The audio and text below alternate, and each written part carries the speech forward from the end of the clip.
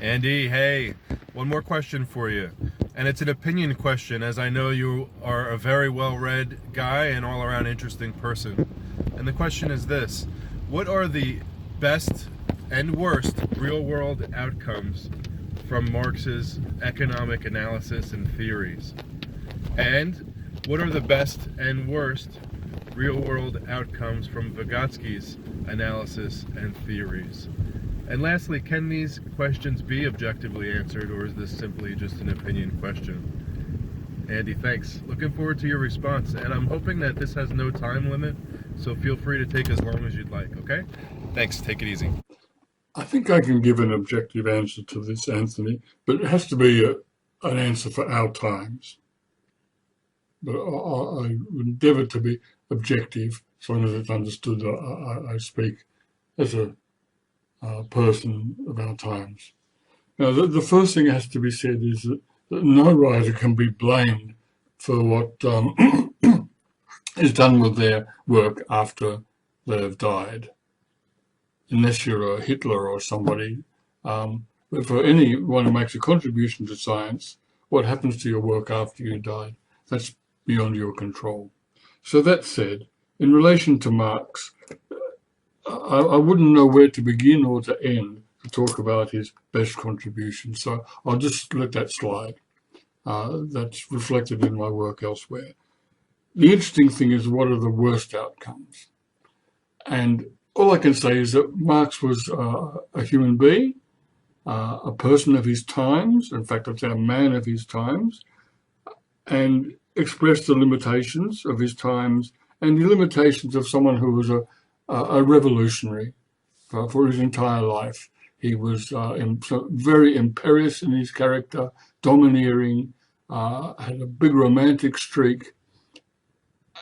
But that aside, all I can say is that I wish he had made a more serious study of ethics, a critique perhaps of Hegel's ethics, because his lack of a serious attention to ethics has opened the door wide to a lot of unfortunate outcomes from his writings afterwards.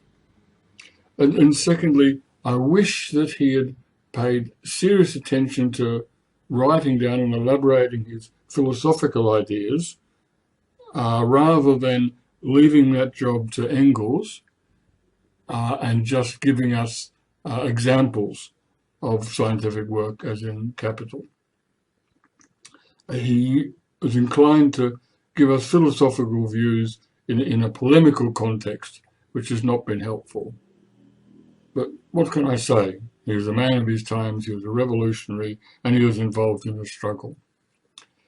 In relation to Vygotsky, Vygotsky lived in very difficult times, wonderful creative times, but his creative lifetime was very short, and this places limitations on what he was able to elaborate and perfect, if you like. So we get a rather rough outcome from his work. I think that the worst outcome from Vygotsky's work is simply that his work has landed in such a different world from which it was written in, that people using his work in publishing have to spend far too much time explaining and justifying the philosophical basis of their work and demonstrating its relevance.